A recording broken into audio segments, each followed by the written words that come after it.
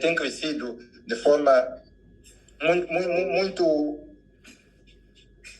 muito alarmante, podemos assim talvez dizer, não sei se essa expressão pode ser usada, não é? Essa insustentabilidade também deve-se grande parte, ou deve-se também devido às chamadas dívidas ocultas, ou seja, as dívidas incondicionais, pois estas foram contratadas sem a aprovação do parlamento.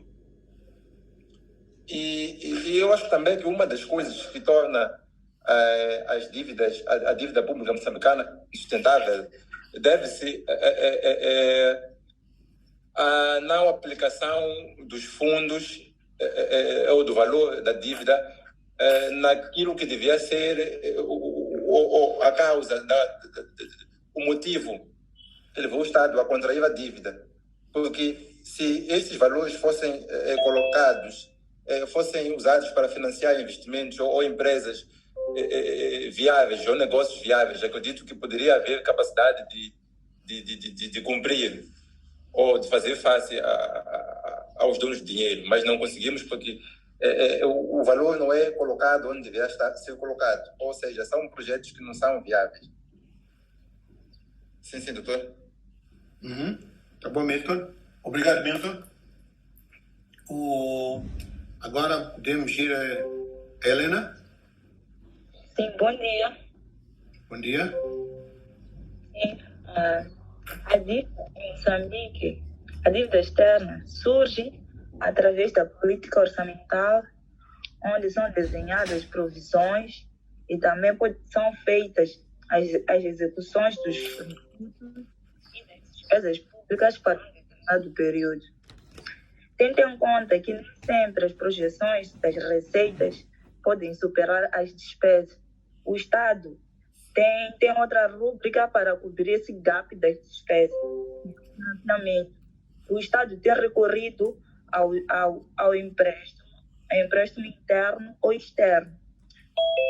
A questão da sustentabilidade da dívida externa em Moçambique, primeiro dizer que não é mal que um país tenha uma dívida externa, porém, levando-se a questão da sustentabilidade. Segundo os indicadores do Banco Mundial e FMI e a Agência Internacional de Desenvolvimento, mostram alguns indicadores padrões para limitar ou para dar a conhecer a sustentabilidade do país tem com as suas dívidas externas. Um dos indicadores é o valor presente da dívida, que é calculado sobre o PIB ou percentagem de PIB, valor presente da dívida sobre as exportações e valor presente sobre as receitas e serviço da dívida sobre as receitas. Então, esses indicadores têm algum limite, indicando respectivamente seria 40, 150, 250 e 20. Dizer que tive o privilégio de ver um documento em que colocava 3 anos sobre Moçambique, era de 2014, 2015 e 2016. E mostrou que em 2016 Moçambique não conseguiu, entre os indicadores, estar dentro do limite, para dizer que Moçambique, em termos de dívida, aliás, a sustentabilidade da dívida de Moçambique externa era quase incorrompida. Então, deveria. Isso mostra de que Moçambique, em termos da responsabilidade com a dívida externa, era baixa. Então, isso também o Moçambique pode ser banido a nível internacional pelas entidades competentes, FMI e Banco Mundial. E também a nível interno, isso arrecadar mais despesas. O Moçambique não consegue cumprir com as suas obrigações, por exemplo, das despesas públicas. É tudo. Obrigado, Helena. Antonieta? Sim, professor. Eu usei uma abordagem meio diferente. Não há problema. Primeiro, definir dívida pública e que ocorre quando o Estado moçambicano contrai empréstimos com outros Estados, organizações internacionais ou outras entidades de direito público ou privado com residência ou domicílio fora do país e cujo pagamento é exigível fora do território nacional. Entre os finais da década de 90 e inícios dos anos 2000, a dívida pública de Moçambique reduziu significativamente de mais de 150% do PIB em 98 para cerca de 50% em 2006, devido às iniciativas de alívio da dívida tomadas pelo governo, tendo desde então registrado ritmos crescentes. Em 2015, esteve no patamar dos 94 Em 2015, a dívida pública esteve no patamar dos 94,9% do PIB, tendo aumentado para 127,2% em 2016, cerca de 102% em 2017, 102,4% em 2018, 107% em 2019, cerca de 109,4% do PIB em 2020. Destes valores referidos sobre a dívida pública, a dívida externa corresponde entre 2008 e 2014 a 191 milhões de dólares. A 191 milhões de dólares em 2008 para cerca de 1,8 mil milhões de dólares em 2014, o correspondente a um total de 46% da dívida pública do país, tendo sido em 2017 70,8%, 65,1% em 2019 e 63% do PIB em 2020. Estas taxas mostram-nos que a dívida externa de Moçambique e a dívida pública são altamente insustentáveis, pois ultrapassam os limites estabelecidos pela SADC, de cerca de 60%. Em parte, esta mudança deveu-se às dívidas inconstitucionais contraídas no segundo mandato do ex-presidente, decorrido de 2009 a 2014. Desde 2015 em diante, também deveu-se à emissão da garantia externa a favor da Empresa Nacional de Hidrocarbonetos para 2019, a contração de outros empréstimos para o pagamento de dívidas anteriores, bem como esteve associado à crise em 2008 e outros fins de política monetária e cambial. A dívida externa de Moçambique com o BRICS e outros credores mostra-nos que as receitas públicas de Moçambique são insuficientes para garantir a sustentabilidade das finanças públicas e que os financiamentos eram destinados a investimentos nos diversos setores econômicos. Por exemplo, para a construção da ponte Maputo-Catembe, da Grande Circular, investimentos na exploração de carvão na mina de Moatize. É tudo, professor. Obrigado, Antonieta. Obrigado pela sua pesquisa. É assim mesmo como temos que fazer. Agora vamos ouvir Mino Marengue. Bom dia, professor. Bom dia. Sim, a minha resposta é muito parecida com a resposta da Helena, para dizer que em relação à própria dívida, não é um país não se encontra numa situação problemática no fato de ter a dívida. A dívida só é um problema quando o país deixa de implementar as suas políticas devido à carga do endividamento público.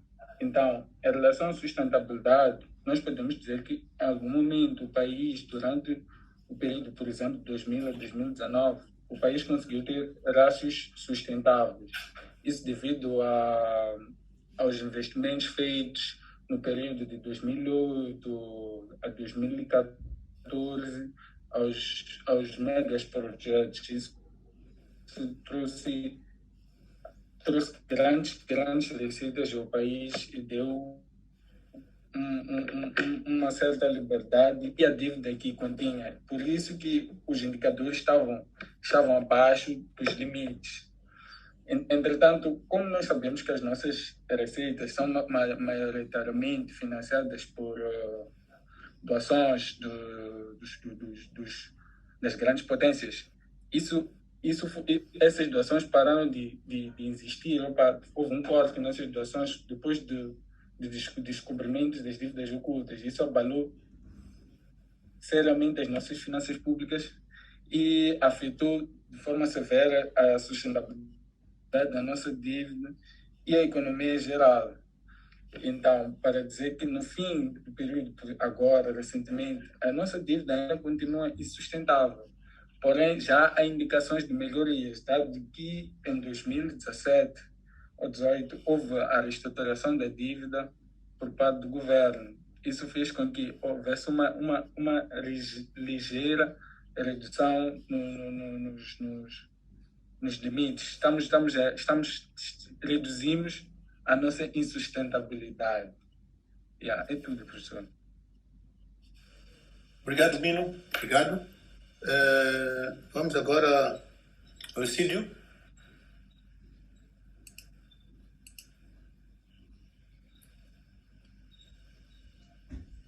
Cídio? Sim, docente. Muito obrigado. Sim, minha resposta não foge muito da forma como a colega Antonieta respondeu. Só vou acrescentar algumas coisas, que é a primeira parte sobre análise da origem e especificidade da dívida. Nesta parte, eu expliquei o seguinte, que a tendência recente do Estado moçambicano tem sido a contração de dívidas bilaterais, multilaterais e comerciais. Então, eu fui explicando, por exemplo, que as dívidas laterais, em termos de origem, são provenientes de países como China, Índia, Japão, Brasil, Angola. Tem muitos outros países, mas esses são os que assinalei. Quanto às dívidas multilaterais, são aquelas que estão relacionadas a créditos provenientes de instituições financeiras internacionais, como o Banco Mundial, Fundo Monetário Internacional, o International Development Agency, o Fundo Africano de Desenvolvimento, o Banco Africano de Desenvolvimento. Agora, quanto à outra parte também que é importante ressaltar aqui na dívida, quando falamos de origem, é a questão de algumas dívidas que se dá, garantias e avales. O professor também explicou bem o que são garantias e avales na aula teórica. É quando o Estado diz que a impossibilidade da empresa que posteriormente contrai o crédito, o Estado é que pode fazer face ao serviço da dívida. Aqui temos, por exemplo, avales das dívidas de EDM a favor de Development Bank of South Africa. Também temos avales das dívidas de ENH. E também temos aqui os avales das dívidas que foram contraídas em 2016, né, na Credit Suisse, para os empréstimos da Mango, Índicos e Amatum. E quanto também, falando um pouco de briefing sobre a evolução do processo de perdão da dívida, Moçambique beneficiou-se de dois programas. Um que foi o DIFC entre 1999 a 2001, que foi a iniciativa dos países pobres altamente endividados, e também teve uma outra iniciativa em 2006, que foi mais uma iniciativa de perdão de dívidas bilaterais entre governos, e também Moçambique se beneficiou. Por último, vou também comentar sobre a sustentabilidade da dívida externa. Eu vou somente me cingir sobre a dívida externa. Aqui na dívida externa, eu usei primeiro o período de 2015 a 2019 e também usei a metodologia FMI e Banco Mundial. Antes disso, eu queria referir uma coisa que, por exemplo, eu ouvi com a colega Antonieta, se podemos usar também para explicar aqui, que é o rácio dívida pública total PIB. Eu não sei se podemos usar também aqui aquele da SADC, que o limite é 60%, porque, pelo que eu entendi, aquele dívida pública total, mas para todos os efeitos, o professor depois pode nos dar uma melhor instrução. Aqui, nesse caso, nesse período, usei o ratio valor atual da dívida para PIB. Primeiro, este rastreamento do valor da dívida que deve ser paga, porque o valor atual não é mesmo dizer o valor que um determinado país deveria pagar naquele momento, porque é na verdade que levar a dívida a atualizar. Então, mede o valor da dívida que um determinado país poderia pagar no determinado momento em relação ao nível da atividade econômica. Este rastro entre esse período que eu analisei, 2015 a 2019, ele mostrou-se insustentável. Por outro lado, ele tem limite, desculpe, na continuação deste ponto, ele tem limite de 40%, tinha limite de 40% antes de 2015 e em 2018 foi atualizado para um limite de 30%. Portanto, ele sempre está no nível de sustentabilidade.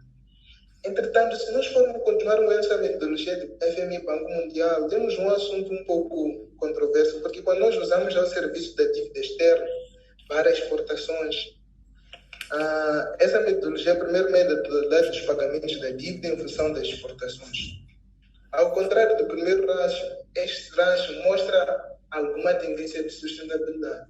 Isto é devido a essa parte da divisão, as exportações, porque as exportações têm estado a tender a aumentar entre 2015 e 2019 devido à potencialidade de aumento das exportações dos recursos minerais.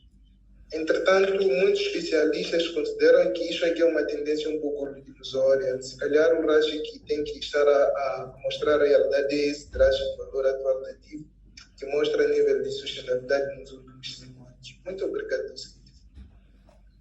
Obrigado, Ercílio. Vamos terminar agora com... Estou a ver, a Bemos já falou, está pedido de novo? Ok, tá bom. Ok, vamos então. Eu vou dar a palavra ao Armando Macaco. Macaco? Alô, professor? Sim. Faz favor. Na verdade, eu só vou acrescentar em termos de dados, porque a resposta que o Elcido acabou de dar acaba salientando o que eu ia dizer. Sim, dizer que o estoque da dívida de Moçambique é composto por... o estoque da dívida externa é composto por dívidas multilaterais e bilaterais. O estoque da dívida multilateral é cerca de... Até 2019 era cerca de 44%. E a bilateral era cerca de 56%. Agora, sobre os credores multilaterais, nós tínhamos em 2019, aliás, ou podemos dizer num período de 2015 a 2019, temos como maior credor multilateral o IDA, que é a Associação para o Desenvolvimento Internacional. Temos o FAD, que é o Fundo para o Desenvolvimento Internacional Agrícola, e temos o FIDA, só vou aqui referir 3. O FIDA, que é o Fundo Internacional de Desenvolvimento Agrícola, o FAD é o Fundo Africano de Desenvolvimento. E para os credores bilaterais, nós temos aqui como maior credor a China, com cerca de 17%, Portugal, com cerca de Moçambique, zero, com cerca de 16%, Portugal, com cerca de 10%, e Líbia, com cerca de 5%. Temos outros, mas não vou aqui referenciar. Então, dizer que o total da dívida que Moçambique tem com esses dois credores, somando os dois, perfaz cerca, até 2019, perfazia cerca de 9,8 mil milhões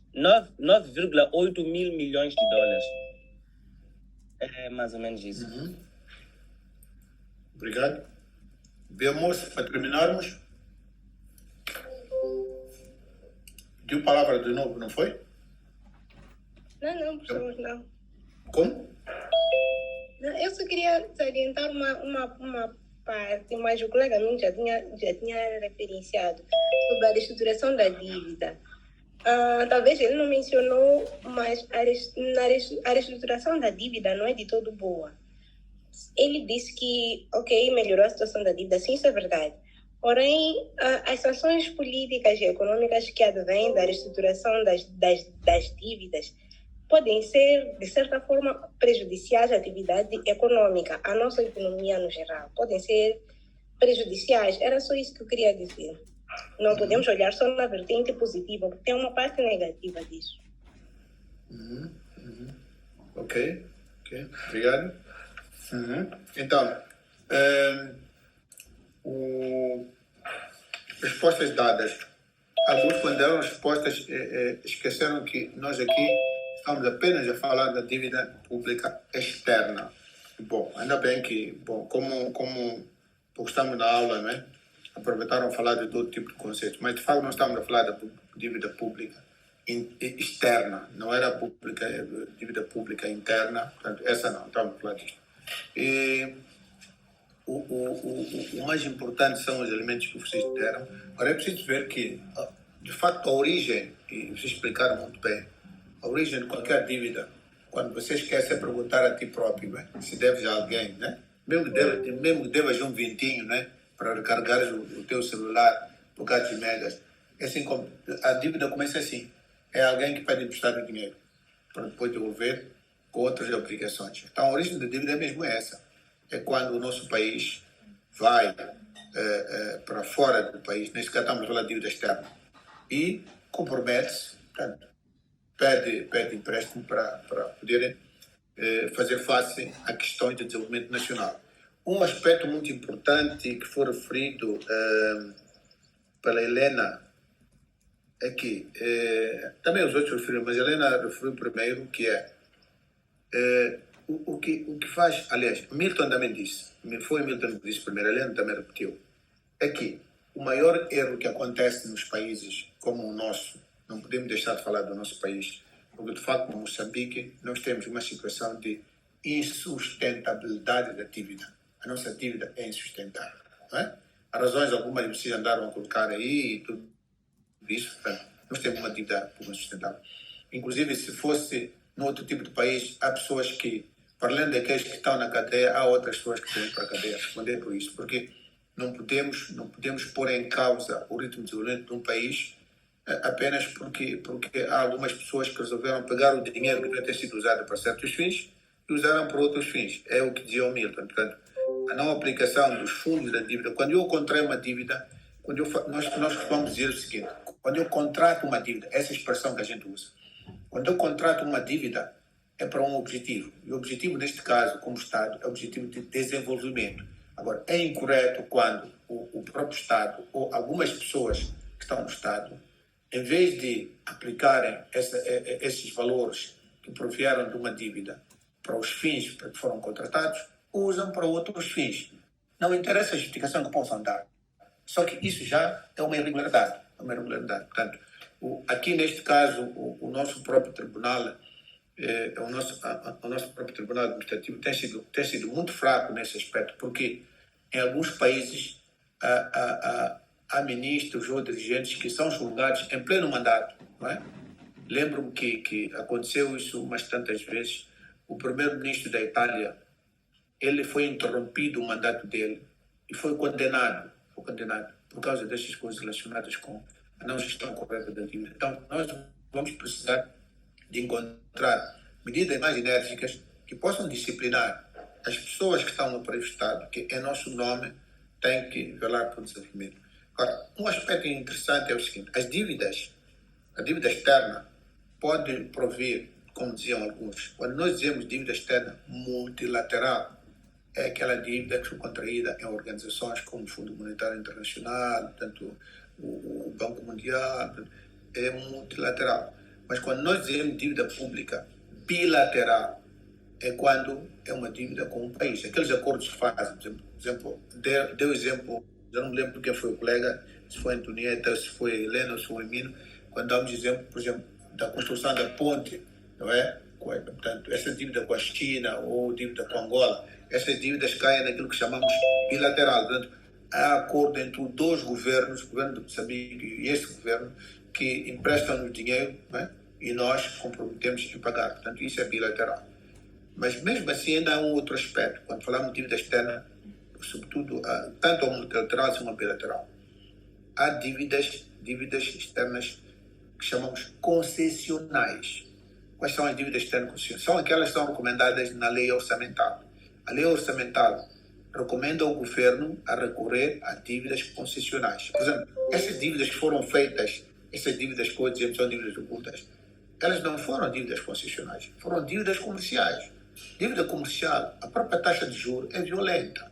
As próprias condições de pagamento também. Então, isso já mostra que podia haver algum outro objetivo para fazer face a isto aqui. E mais do que isso, numa situação em que nós temos um acordo com o Fundo Monetário Internacional, o nosso país não pode e nem deve fazer contratação da dívida sem informar o Fundo Monetário Internacional. Porque o Fundo Monetário Internacional é a instituição que foi fundada depois da Segunda Guerra Mundial, que a sua vocação é controlar o sistema financeiro internacional. Portanto, se você pensa que esconde, não é? Não informa o fundo, não é? Se você já tem ligações com o fundo vai saber. Através das suas informações triangulares, vai saber. Foi assim que aconteceu. Moçambique tinha escondido esta dívida, e eles disseram, não, vocês têm uma dívida aqui, tanto como é que vocês contraíram essa dívida? Porque nós estamos a acompanhar, estamos a monitorar vocês. O que o fundo faz, que muitas pessoas, às vezes, quando vão para a imprensa, criticam, é preciso vocês saberem que o que o fundo faz é para o bem do país. É para o bem do nosso país. Só que as pessoas não gostam de ser disciplinadas, porque querem, de vez em quando, tirar alguma coisa para o bolso. Não é? Então, isto que aconteceu é também uma violação dos acordos com o fundo. Foi por causa disso que, durante cerca de 2 ou 3 anos, nós ficamos castigados como país. E quando ficamos castigados como país, sofrem as pessoas mais vulneráveis. As pessoas estão na penúria, as pessoas estão na pobreza, apenas por causa de um comportamento irresponsável de alguns governantes. Não é? Portanto, estes fundos foram contra, não deviam ter feito tanto porque as dívidas comerciais são aquelas que a sua maturação é mais rápida, não é? E não só é a sua maturação, é a própria taxa de juros que é alta. E é isso que precipita, não é? Se o país já tem problemas com a nossa receita, nós estamos em condições de poder fazer face àquilo que são as despesas, então afundamos mais o país quando, em vez de recorrermos a dívidas concessionais, vamos a dívidas comerciais. Então, uma dívida concessional é aquela que muitas das vezes, como as dívidas que nós contraímos no fundo, muitas dessas dívidas, a taxa de juros pode variar de 0,5% a 3%, 5% o máximo. E às vezes a dívida é paga em 30, 40 anos. E às vezes tem um período daquilo que nós chamamos aquele período moratório. Portanto, significa que às vezes o país começa a pagar passados 10 ou 15 anos. Estas são as dívidas concessionais. E elas existem em função do comportamento da gestão econômica que o país tem. Fica elegível a dívidas concessionais. E às vezes quem nos permite que possamos ter acesso a essas dívidas concessionais é o próprio Fundo Monetário Internacional. Porque monitora e vê a maneira como o país está disciplinado, então monitora ajuda-nos a ter acesso a essas dívidas. É correto que vocês disseram que, na situação em que nós estamos, o nosso país está descredibilizado. Portanto, descredibilizado. O que significa isso? Quer dizer, nós somos, é como se fôssemos, podem pôr entre parênteses, a nível daquilo que pode chamar mercado financeiro internacional, é como se Moçambique fosse mafioso, entende, né? Aquele que vai para lá, tem acesso aos fundos, mas usa para outros fins, e depois tem dificuldade de pagar. E disse muito bem, o Abiamoço voltou a dizer agora no fim, mas disse, já não me lembro quem foi, mas foi dito aqui, que a contratação da dívida não é, portanto, aquilo que nós chamamos, nós ou seja, a negociação da dívida não é uma coisa muito boa, não. Porque a reestruturação da dívida, podemos chamar assim, a negociação ou a reestruturação da dívida, não é uma coisa boa para a economia. Porque acaba retirando as expectativas que tu tinhas de desenvolvimento. Porque estás a adiar, é a mesma coisa que estás a adiar, como quem diz, estás a adiar a tua morte hoje para morrer amanhã, mas não estás a dizer que estás a adiar a morte forever. Portanto, estás a adiar a morte de hoje para morrer amanhã. E às vezes morreres mal, então não dá. Quer dizer, é bom se evitar. recorre-se à restituição da dívida quando de facto não há outra alternativa. Há razões que podem obrigar a isso. É por causa disso, como vocês viram, mesmo com as calamidades que o país teve, se fosse antigamente, nós teríamos tido muito apoio da comunidade internacional. Alguns prometeram e não deram. Disseram, não, vocês... e alguns países, o que estão a fazer agora? Estamos a tratar como se fôssemos crianças. Como quem diz, não vamos entregar nas vossas mãos o dinheiro, nós vamos controlar, vocês vão dizendo qual é a despesa que precisam, nós depois vamos pagar. Estão a ver? Quando um país chega até esse ponto, está descredibilizado. Não é bom para o nosso país. Esperemos, como moçambicanos, que a gente trabalhe para limpar esta imagem. Portanto, um dos grandes problemas que temos, de facto, é esta das dívidas ocultas, que esperemos que os tribunais, quer em Londres, quer aqui em Moçambique, possam dar ponto final a isso, porque é preciso que as pessoas que roubaram dinheiro do Estado, de facto, devolvam. Primeiro, não só devolver dinheiro não é penalização. As pessoas têm que devolver o dinheiro, mas ainda serem penalizados por terem desviado o dinheiro do que o dinheiro nosso. Portanto, esta pergunta foi bem discutida. Acho que os nossos colegas das finanças públicas e também da gestão, que eu sei que não deram